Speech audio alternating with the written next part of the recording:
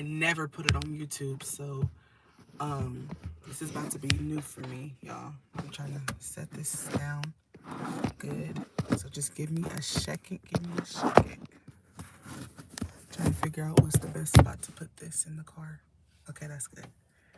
Okay. This is my podcast on Spotify and Apple Podcast. All right.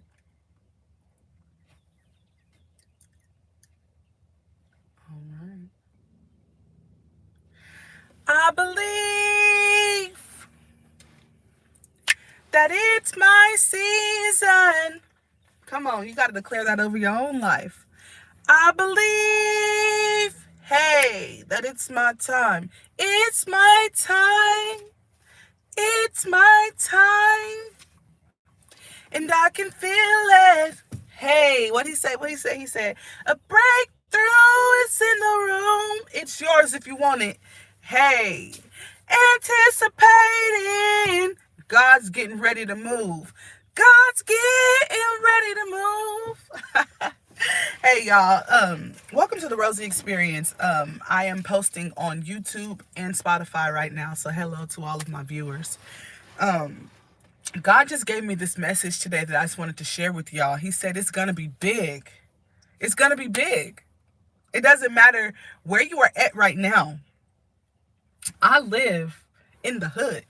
I don't live in the everybody shooting guns all day hood, but I mean, you might hear a gunshot or two every other week. I don't live in the everybody is out on the corner with their pants down hood, but I mean, if you drive a little further down the corner, you might see some crackheads on the street asking for some money. So no matter where I'm at, I still know that God has declared over my life. So I'm going to declare over my life that what is coming for me in this next season is going to be big. I love everything about my life right now because I realize that I have a chance to change my life. I'm at a point right now where I know that my decisions, my mindset, my choices, my values, my religion all determine where I go in life.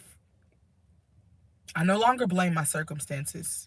I no longer blame my childhood. I no longer blame my parents. I no longer blame anybody who's done anything that I felt was wrong to me, because I've wronged people as well, not purposely.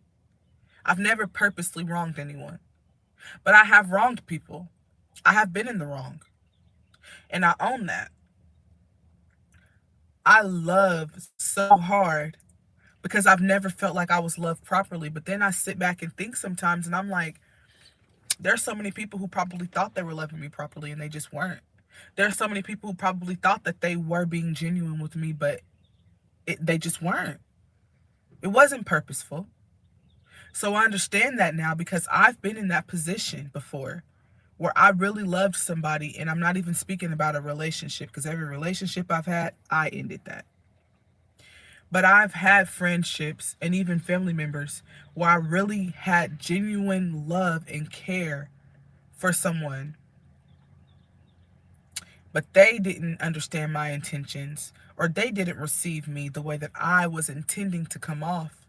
So they didn't want to talk to me anymore. So I understand, like, I've been through a lot of blunt trauma. I've talked about it on my podcast. You can always go back on my YouTube, on my Spotify, Facebook, TikTok, whatever, and find the videos of my face swollen because I had a broken jaw, and find the videos of me having bruises up and down my body because my baby daddy used to stump me. You could see so much things that have happened to me, and you'll be like, wow, this girl's probably just gonna be messed up forever.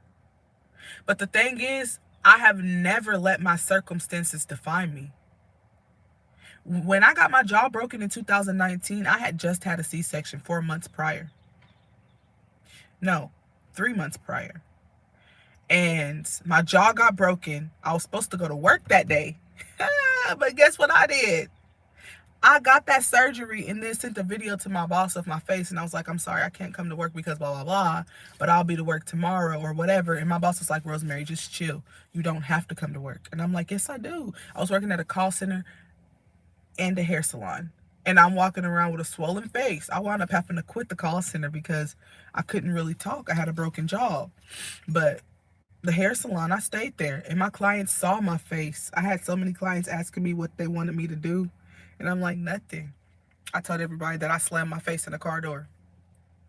I didn't tell the truth about what happened to my face until 2 years later when I finally moved out of town because he broke my ribs later on after another C-section. So I've been the woman who seemed like she was never going to make it, who seemed like she was never going to get better. I remember when I worked at a hair salon in Wichita, Kansas, um, I was working with two ladies and a man, and they used to get so mad at me all the time and tell me that I had this nasty attitude. And I'm like, no, I don't. They didn't know what I had going on at home, but I'm like, I don't have a nasty attitude. I come to work. I do my work every day. My clients love me. I always have people on my books. I'm good. And they're like, no, you have a nasty attitude. We can tell on your face when something's wrong with you. Well, my baby daddy was coming up to my job asking for money. He would come to my job with females. He would send females to my job. Like, he had a whole bunch of drama. And I never vocalized what was going on, but I would come back into the salon with like a stank face, I guess. I didn't purposely have a stank face, but I had a stank face. And so they really was like, girl, what is wrong with you? And in my heart, in my head, I'm like, I'm coming to work. I'm doing my work. You in my business? Don't do that. That's how I was feeling. But at the end of the day, I was creating an environment that was not healthy at work, and I wasn't even trying to. That's why I'm saying, like, you can accidentally do something. People can perceive your actions as something that you don't intend for them to be. I was being abused, but I was going to work and creating a hostile environment, and I wasn't trying to do that. So now that I am at peace with myself, now that I've given my life to God, now that I am safe and free from all abuse, it's been 2 years, I understand how your mindset determines how people view you. You can have so many talents. You can have so much potential. But if you have a bum mindset or a victim mindset or just a terrible mindset in general, always ready to pop off mindset, you're not going to come off like you have any value. Nobody is going to value you no matter how valuable you are.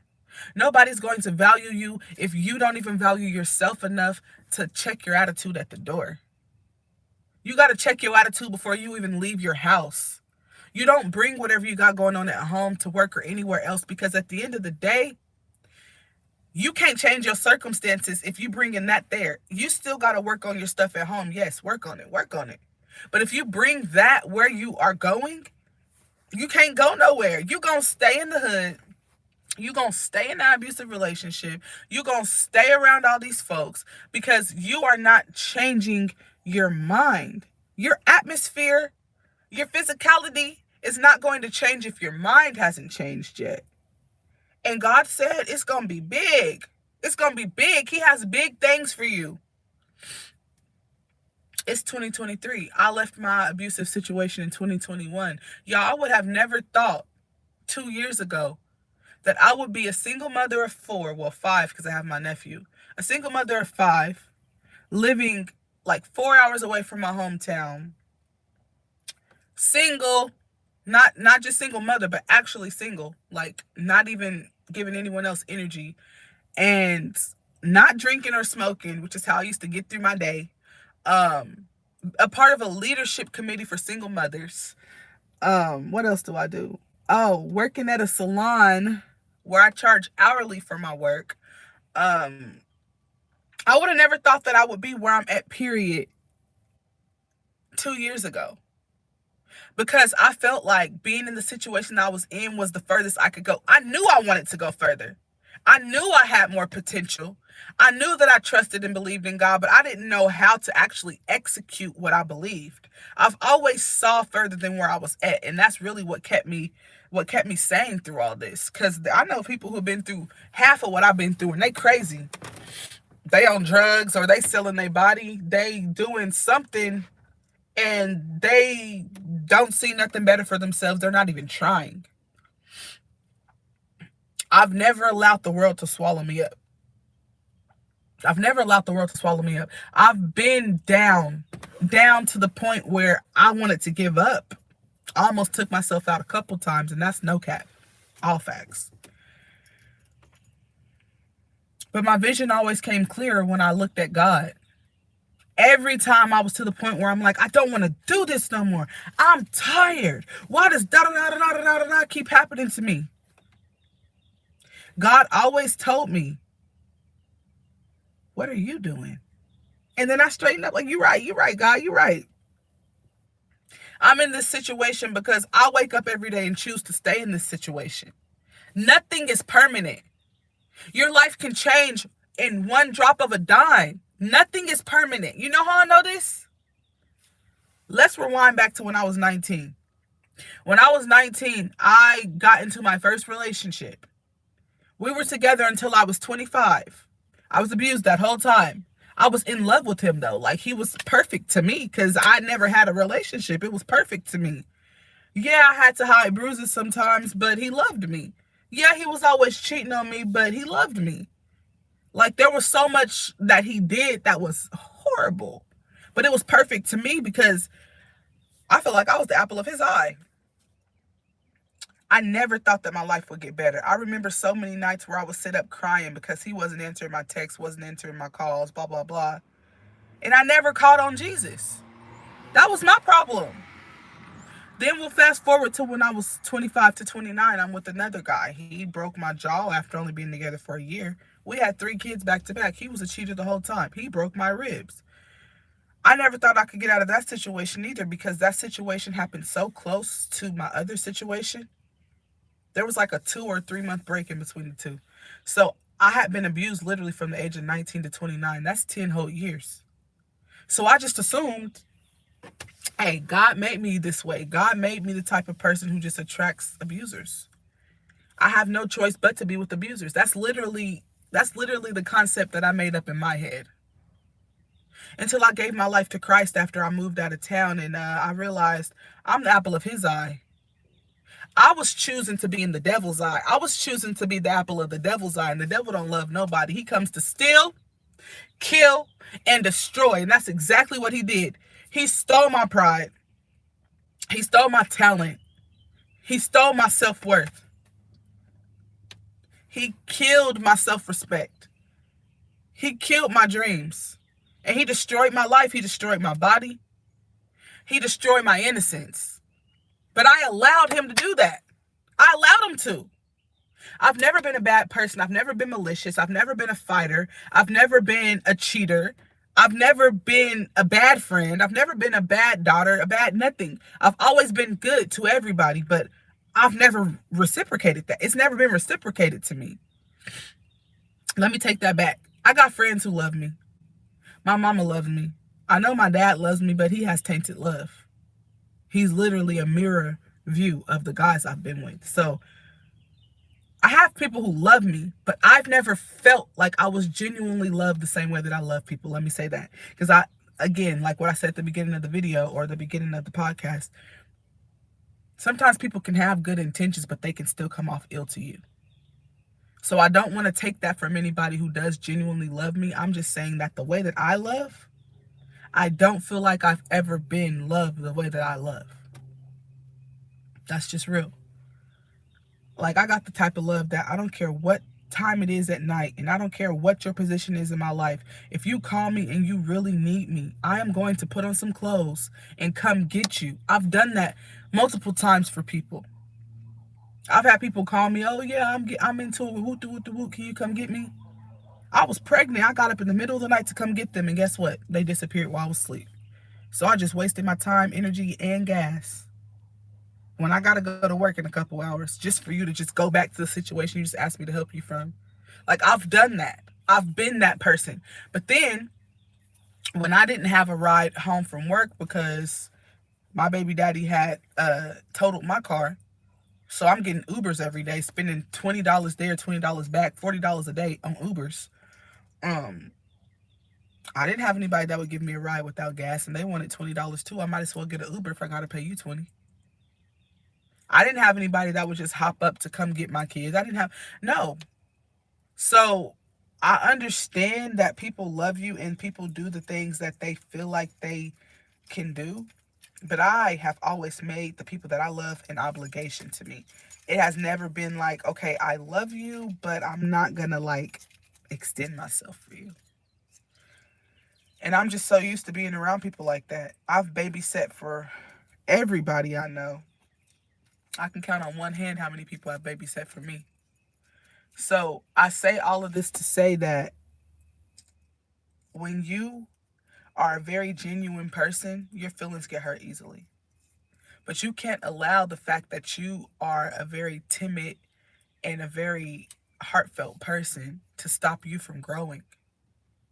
You can't allow that, because those same very people that you are helping who don't have the same heart as you, they're going to get where they're going.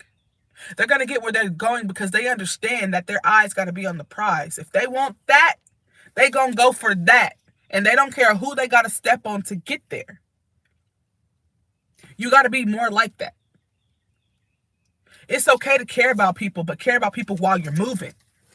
Don't stop moving to care about people, because while you stop and moving to fix their crown, they're walking and you're still standing there and you're fixing the next person's crown. You're staying in the same spot, fixing everybody's crown, and they all done passed you up. And now you all old and wrinkly and gray and don't feel like doing nothing. You ain't even got to be physically old. But you can get mentally old to the point that you just don't feel like doing nothing but getting high and going to sleep. Now you feel lost. Now you feel like you have no purpose, when in all actuality, you do still have a purpose, because God created you for a purpose. He didn't create nobody for no reason. But if you allow the world to consume you, and if you allow what people in the world want to control what you do, you're never going to get to that thing that God put you on the earth for. And it would suck to go to hell just because you spent your whole life helping other people. It would suck to go to hell because you didn't do what God wanted you to do on this earth. It would suck to go to hell because you spent your whole life drunk or high to try to get over the emotions that you shouldn't have even had, because you shouldn't have been doing that stuff to begin with. I love everybody enough to let them know about God, but every time that I talk about God to people who knew me in the past, they just don't want to hear it, which is fine. But at the end of the day, I've grown up in God quickly. I've learned a lot about God quickly, because not only do I actually read the Bible, but I'm a part of a Bible study where as we read the Bible gets explained to us. And then outside of that, I've had my own personal acquaintances with God. I have the Holy Spirit that moves within me. When I caught the Holy Ghost for the first time, I had no control over my body.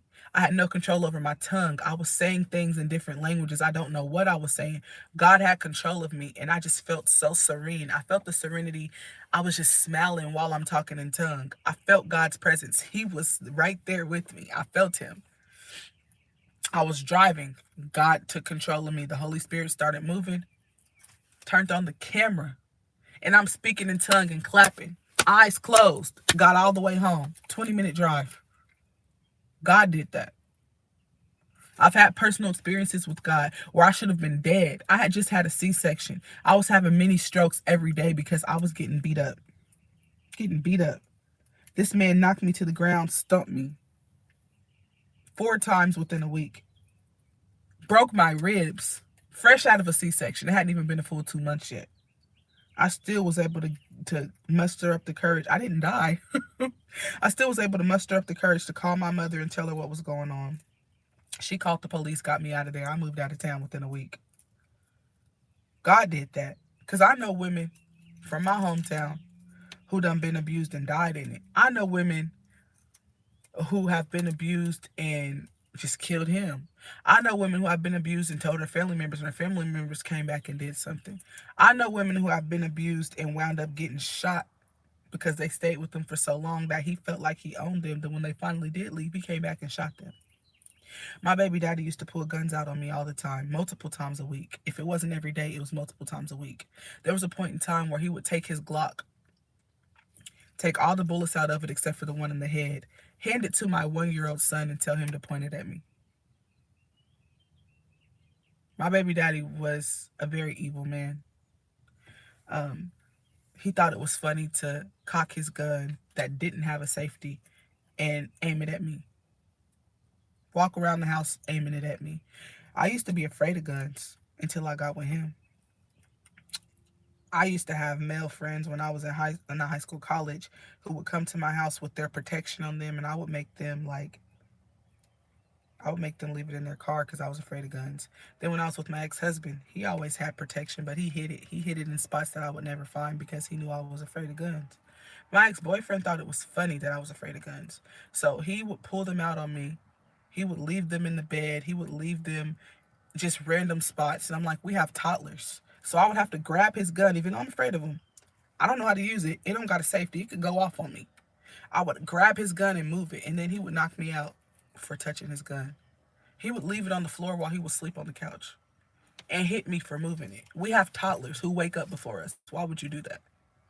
So I stopped being afraid of guns because I had to muster up the courage to not be afraid of them, because otherwise anything could have happened. When you're dealing with a demon who acts like a child and you have children, you got to be the only adult in the house. You can't act like a child too, because then everybody going to wind up dead. That's how kids wind up dead or hurt or missing all the time, because there are parents who really are out here acting like kids. It baffles me how many parents really act like they're the same age as their toddlers. And so, since I've always been a mature person and I was with a coward who was very immature, I had to learn how to, I had to not just learn because I already knew how to do it, but I never had to do it. I had to walk in my masculinity. I couldn't be feminine. I would get my hair done and then have to come home and fight. I would do my makeup and then have to get slapped in the face and be crying. So I stopped being feminine. Like most of my videos I would post, I just had a curly ponytail. I barely did anything to myself because I was in a war zone. I was always like having to fight. It didn't matter what was going on. This man would just slap me dead in my mouth for no reason, punch me in my jaw for no reason. He was horrible. So God told me that my life was going to get better. I just didn't know how. And I remember getting mad at God one day, like, why am I still dealing with this? When is this going to end? Why are you doing this to me? And in 2021, when I finally moved and I went to a DV shelter in Kansas City, I realized that I needed to start talking to God. So I would sing and talk to God, and He just really started giving me revelations. And that's when I started to get a lot of followers on TikTok. He told me that the situations I was in was not because I was a bad person. It was because I wasn't calling on Him. God was doing so much in my life. I had so many chances to be out of the matrix, to be out of my financial situation. But I had a man in my life that was not good for me. So I never reached out for those opportunities. I had opportunities to be with men who actually cared about me, who were actually doing things in their lives, who were making six figures. But I always had a man who was doing nothing but draining me, taking my money, abusing me, cheating on me. I always had a man. I was never single from 19 to 29. So I never had the chance to be swept up off my feet by a God-fearing man because I was always with the demon. God told me that everything that happened to me was for me to learn. I needed to grow. I was naive. I was very naive. I thought that everybody was genuine like me. And then once I realized they weren't genuine, they already knew everything about my life. You already in my house. You already got your whole family knowing where I stay, knowing where all my family stay. You already threatening me, pulling guns out on me. How can I leave you? I was stuck. I couldn't leave. I tried to leave. He would pull up to my friends or my family members' houses when I would leave him. I couldn't leave him. And I didn't want to cause a big scene, so I would just act like everything was cool. Just open the door for him. Or my family would open the door for him because they didn't know what was going on. So I lived my whole life afraid. But I'm not scared anymore. I'm not scared anymore. I'm not scared of anybody because I realize that I am a spirit. I am not my hair. I am not this skin. I am not your expectations. No, no. But for real, I'm not my body. I'm a spirit. I am the spirit that God made me to be. I am the person that God made me to be. I am going to leave an imprint. And the world will know I was here. I lived. I loved. I was here. I did. I've done everything that I wanted, and it was more than I thought it would be. I will leave my mark so everyone will know I was here. Nah, but for real, y'all. Um, I really love the Lord. He's taken me out of some very sick places, mentally, physically, emotionally. My health was to a point where I was about to die with every pregnancy. I almost died throughout my whole first pregnancy. I was throwing up every single day. I couldn't even eat. I lost 45 pounds instead of gaining weight. I couldn't even drink water without throwing up. I was getting infusions 4 times a week. I was sick. The doctors were telling my husband that he might have to choose between me and the baby. But after I had the baby, he didn't stop abusing me. He didn't stop cheating. So I left him. And guess what? I got pregnant again by someone that I was just telling y'all about, my ex-boyfriend that I had 3 kids with. And I was sick throughout that pregnancy. And I had her early too. I had my first baby early. I had her early. Almost died, preeclampsia with both of them. Then with my son, my ex was so abusive that at 30 weeks I almost had my baby. My blood pressure was so high. But I wound up being able to keep him full term until 37 weeks, but I was placed on bed rest at 30 weeks. And my last baby, me and her were sick. I was abused for so long that it was just normal to me. So I wasn't eating. Everybody was like, oh, you look so good. You've lost so much weight. I lost all that weight because I was unhealthy. I gained it all back now because I'm healthy now. All the weight that I had, not all of it, because I'm not as big as I used to be. Honestly, I'm not. But when I first moved to Kansas City, I was about 50 pounds lighter than I am right now. I had lost so much weight throughout those last 4 years where I was with my ex-boyfriend because I didn't want to be alive. Y'all, I stayed drunk and high the whole time. If I wasn't pregnant, I was drunk and high because I hated my life and I didn't know how to change my life. And I just knew that if I stayed drunk or high, I'd be cool. And I wasn't hungry when I was high. So I smoked so much that I wasn't even hungry. Like smoking didn't make me hungry. Smoking made me feel full. So that's how my stomach was getting flat. That's how my body was getting small. That's why my face was so skinny because I couldn't eat. But now I'm able to eat and I've gained a lot of weight back. And so that's something that I would have had low self-esteem about, but I don't. I have the highest self-esteem I've ever had in my whole life, and I'm heavy right now. And the reason why is because I realized that I'm never going to be a skinny person. I don't want to be skinny, but I do know that there are things that I can do to make myself healthier, and I've been doing them. I've been eating healthy food. I don't eat beef or pork anymore, and sometimes I will eat some steak. But besides that, I don't eat beef or pork anymore, and with pork, sometimes I will eat pizza. Um, but it's not a daily thing to eat beef and pork for me. And I only eat chicken and seafood and ground turkey. And I don't even really eat ground turkey that often because it's kind of heavy on my stomach. So I really just mainly eat fish and chicken. I eat a lot of vegetables. I eat a lot of fruit. I make fruit smoothies in the morning. Well, vegetables and fruit smoothies in the morning. I don't make them every morning, but I take my kids to the park so I get a little bit of exercise in. But I'm working on me. I'm working on my health. But I'm at a point right now where I can work on my health. I thank God so much for the things that He saved me from. Because if I was still in my abusive situations that I was in, I didn't have time to be healthy. I was making sure that my kids wasn't getting killed.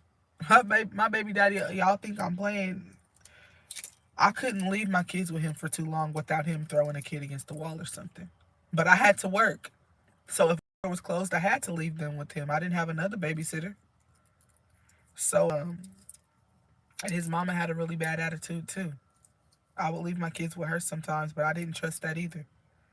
So I was always making sure my kids were straight, and I was always at work, and I was always trying to just keep him happy, so I didn't have time to work on my health. It was easier to just not eat, to just not exercise, to just not take care of myself, because I was always pregnant and I was tired. I was tired of getting hit. I was tired of getting abused. I was tired of getting bullied by a man that was living with me rent free. So God said that anything that I want, anything that I need is going to be big and it's going to happen. And I believe it. And what better position could I be in right now? I don't have anybody forcing me to do anything I don't want to do.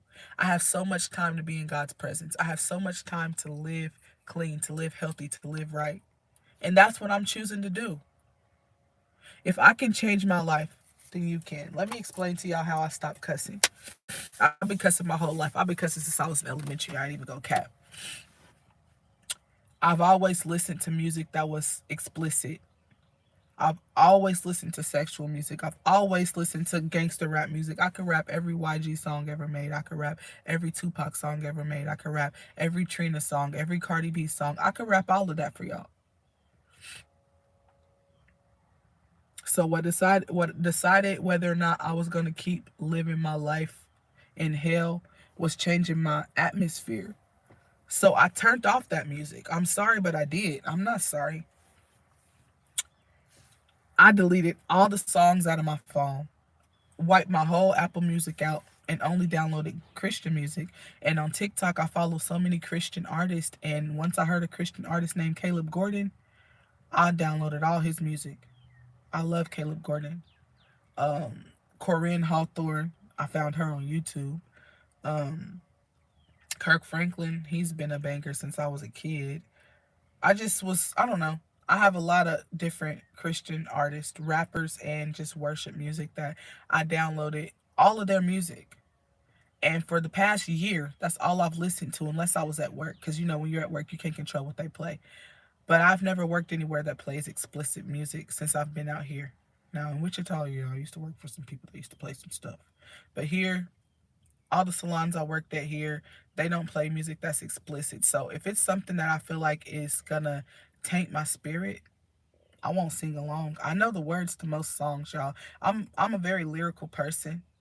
I pay very close attention and I'm very analytical. So when I hear a song, I remember the words. I can't help it. So there are so many songs that I know the words to that I just won't sing. If anything from Beyonce's Renaissance album comes on, I won't sing it. I've never listened to Renaissance, but they play her music up at that salon so much. I know the words to a lot of her songs. I don't sing them though. If I'm not in agreement with it, I'm not going to sing it.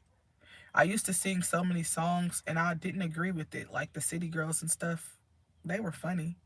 I used to laugh, but I'm singing this song and I don't agree with it. I'm not about to be talking about where the bag at, where the bag at. I'm not about to be busting nothing wide open for nobody. I'm not about to be stealing nobody's man. I'm not about to be doing none of the stuff they talk about. I just thought it was Ratchet, and Ratchet's always been cool with me. Trina was my favorite rapper since I was 5. But now I realize if you're not in agreement with something but you still listen to it, you're giving the devil legal rights to your body.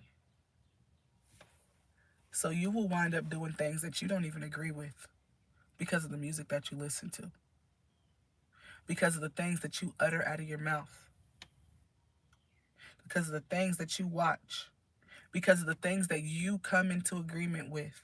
You are giving the devil legal rights to your soul. If you died right now, whatever you're doing right now is what you were in agreement with.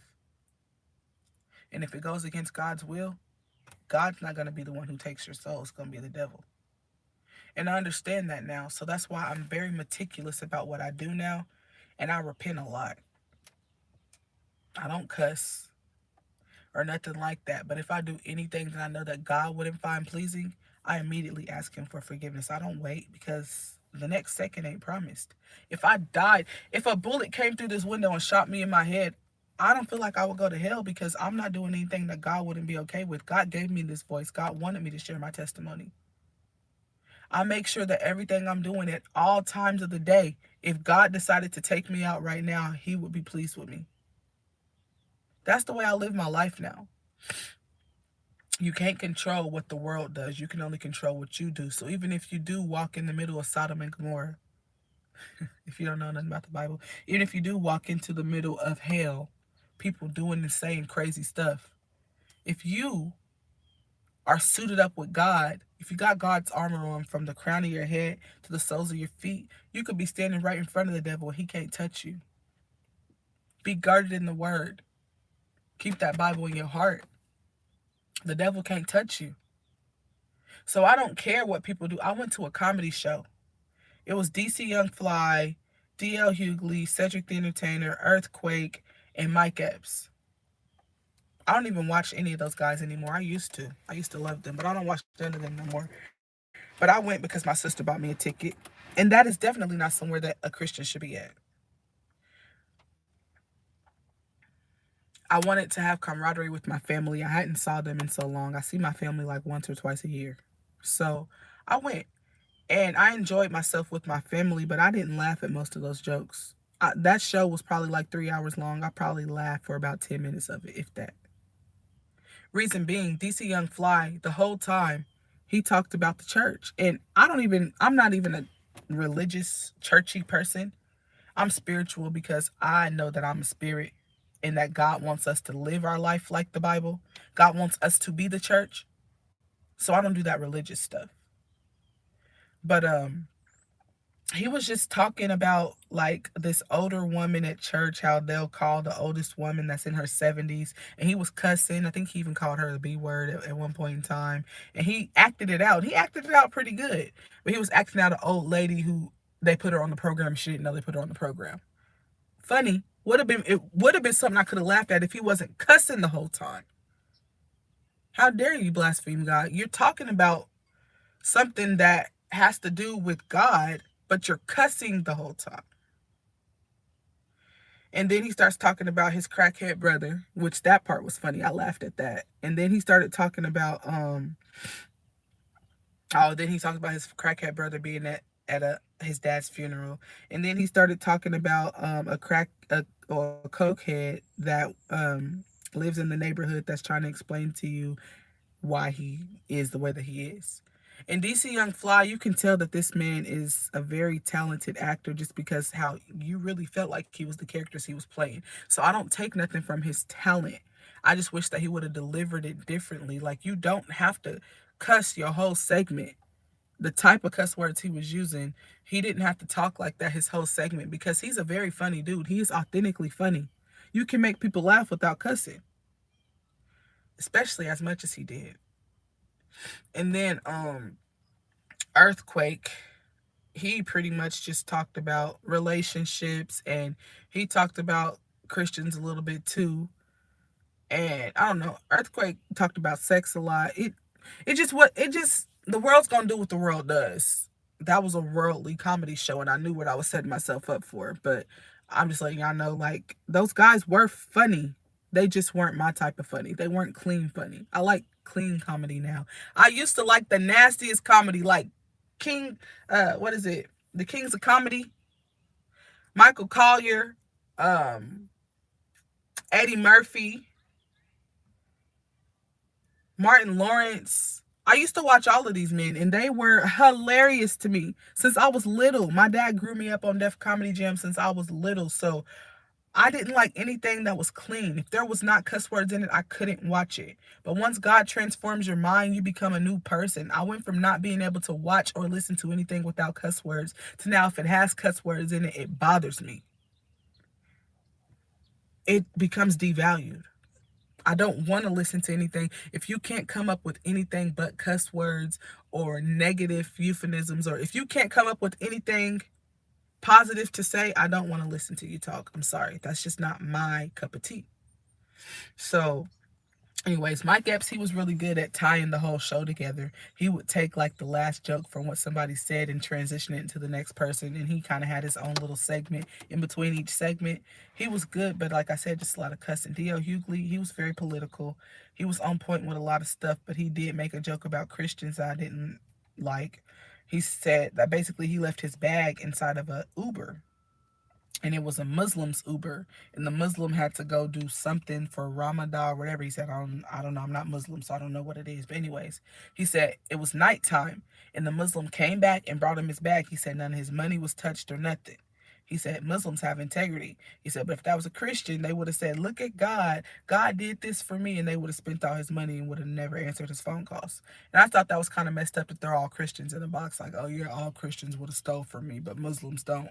It was a joke. It was a comedy show. I get it. I get it. I get it. But I'm just saying I didn't like that joke. Cedric the Entertainer, he said that he's a part of the Lada Das. which basically he's saying people who still listen to R. Kelly on the sly. Um, but Cedric the Entertainer has always had a dirty mouth. That's never changed. My thing is, I've evolved. I'm 30 years old and I have evolved within a year. I just feel like there are some people who are older than me or even my age who should have evolved by now. Like, I'm not going to put a time limit on people because everybody moves at their own pace, but it's like, when do you want to start evolving? I've been watching a lot of these comedians since I was little, since I was in diapers. Y'all still talk the same 30 years later? Y'all haven't elevated y'all thinking? Most of y'all is grandpas now. Do you talk to your grandchildren with that mouth? Like, when are we going to evolve into more spiritual people? When are we going to understand that everything that we do and say determines whether we go to heaven or hell? When are we going to start telling people that? When are we going to stop having baby Christians walking around thinking that it's okay to smoke, drink, cuss, LGBTQ, all this other stuff, and God's still going to accept you? When are we going to stop lying to people and tell them the real and tell them what's actually in the Bible? When are we going to start doing that? So that's just my thing. But I just realized that not everybody is ready right now, and that's fine. My brother was there, and I didn't even know how that was going to go because the last time me and my brother had a conversation on the phone, it kind of went south for me. He probably forgot about it. It didn't mean nothing to him. It was just a Tuesday to him, but to me, it meant a lot because I barely talk to my brother anymore. My brother has always been the type where what he wants is what's important. What everybody else wants, if he wants you at his house because he's having a thing, you better be there. But when you having a thing, he probably ain't gonna answer his phone. Or if he does answer his phone, he's gonna huff and puff and say, "Well, I gotta do this and I gotta do this." Like, that's him. He wants you to for him, but he ain't going for nobody else. Um, but we had a conversation over the phone, and he told me he started it off asking me how do I feel about white people, and I'm like, bro, they are humans just like us. They are God's children just like us. Well, where do you think they came from? And then he just all that talk. Then he started talking about Hebrew Israelites, which bothers me because that is redundant. Hebrews are from Israel. Hebrews and Israelites are the same thing. A Hebrew Israelite don't even make sense. The Israelite is just talking about their lineage. They are all named. They're all named by whoever the parent was. So anyways, he didn't understand that. So I'm just like, okay, whatever, dude. And then basically saying that black people are this, white people are this, da da da da da. And I just told him like this, listen, the only reason why Jesus was prophesied to come was because the black people that God placed on this earth to show other people how to make a way, how to get to heaven, how to treat people, how to love people, gave them those 10 commandments. Moses gave them those 10 commandments through God. They weren't living by those commandments. They weren't doing what they were supposed to be doing. That's why Jesus came. So even if you are from the Hebrews, the Israelites, whatever you want to call it, even if you are from them, whatever, that don't matter. What matters is, how are you building God's kingdom? God cares about who's in his kingdom. He don't care about what race you are. Because God created all people, we are all the human race. Everybody started off with dark skin. The further that we moved away from the sun, the lighter our skin got. Everybody is black. To be honest, everybody is our race. So it really don't matter. So when my brother really was talking to me about the Hebrew Israelite stuff, I just had to cut him off and just get biblical with it. And then he's like, well, I don't want to talk to a preacher. I want to talk to my sister. And I'm like, bro, you called me talking about something biblical. What did you expect me to do? Laugh about it? I'm going to tell you the truth, because I wouldn't be doing my part if I didn't tell you the truth. If you want to still walk around ignorant, that's on you. But God put the truth in my heart. God said, tell the truth, shame the devil. I'm going to tell the truth. I know the truth. I'm going to shame that devil in you that's sitting here telling you that you're a Hebrew Israelite and you're better than everybody. Because if you're not living the way that God wants you to live, it don't matter what race you think you are. It don't matter what lineage you think you come from. You're not going to heaven if you're not doing what God wants you to do.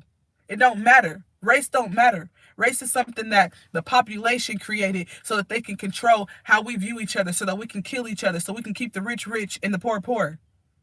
Race is just something that they tug on to play with us. Race don't matter.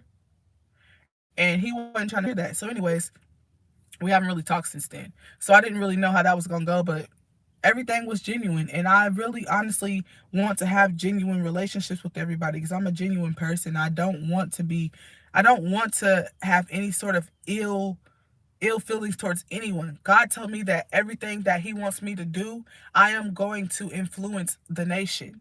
And with me influencing the nation, I have to be a positive person. I can't be walking around arguing with you, but I'm supposed to be walking around doing what Jesus wanted me to do. Jesus wasn't out here arguing with people. Jesus told you the truth, and if you didn't want to hear the truth, He walked away from you. Jesus got slapped in the face for telling the truth. All He did was turn the other cheek and say, okay, if you can tell me what I said wrong, then you were right to slap me. But if you can't, why did you strike me? Dude didn't have nothing to say because he knew he only slapped him because he wasn't ready to hear the truth. You can slap me all you want to with your words. Y'all out here slapping people because they telling you the truth, calling people out of their name because they telling you the truth. That's fine, baby. But that's not going to stop me from telling you the truth. The truth is within me. I'm going to spread the truth. If you don't want to hear the truth, you don't have to watch my videos. You don't have to listen to my podcast. You don't have to talk to me. But I'm going to tell you the truth, though. And that's just what it is. So I realized that when you're ready to elevate, you're going to lose a lot of people that you love. And that's just something that you cannot control. People that you love who aren't ready to elevate are going to want you to stay as that condensed version of yourself. Once you're ready to fly and they're not, they're going to clip your wings. That's why you got to get away. Because when people are so used to always having you at their disposal, they want to keep you at their disposal. I was everybody's babysitter. I was everybody's free hairstylist. I was everybody, you can come to my house and get whatever you want or need because I'm just going to go buy some more anyways. Now that I'm not that anymore, everybody has to pick up the pieces for themselves or find camaraderie with each other because I'm not there to be the glue for everybody. I was everybody's glue. I stayed back from Hollywood to stay in Wichita and be everybody's glue. I turned down the opportunity to go to the American Musical and Dramatic Academy, to be going to the same school that Jason Derulo graduated from, to be in Disney Channel and soap operas. I turned that down to stay in Wichita for my family when I was 17. I love my family, but it came a point where I had to love myself more. I was going through abuse. Nobody knew it, but nobody also asked. I was having babies back to back. Nobody cared enough to actually come and help me out. I didn't reach out for help because I was always in a sunken place, but nobody reached out and tried to help me. So I had to pick myself up. And now that I'm up and I love God so much and I realize that God has saved me through all of this, and I go back and look at statuses from years ago and I see that I've always reached out to God. I've always reached out to Him. I just never grabbed His hand when He reached back. Now that I grabbed His hand and I'm not letting go, I won't allow the world or anybody that I knew in the past to change the way that I feel. I won't allow the way that other people feel change my perception on life or change my love for God, because that's not changing. I love myself and I love you enough to be real with you. And if you have a problem with that, that's not my problem. Thank you guys for tuning in. This is season 6, episode 4 of the Rosie Experience. I did record this on Spotify and YouTube. And if you guys have any questions or if you guys want to follow me on my social media accounts, I'm the Rosie Experience on TikTok, Twitter, Facebook, Instagram. I also am the Rosie Experience Hair on Instagram and Touched by Rosie on Facebook because I do hair. If you would like to follow me, you can go ahead and do that. Y'all have a blessed day, and I want to thank you for tuning in to my podcast.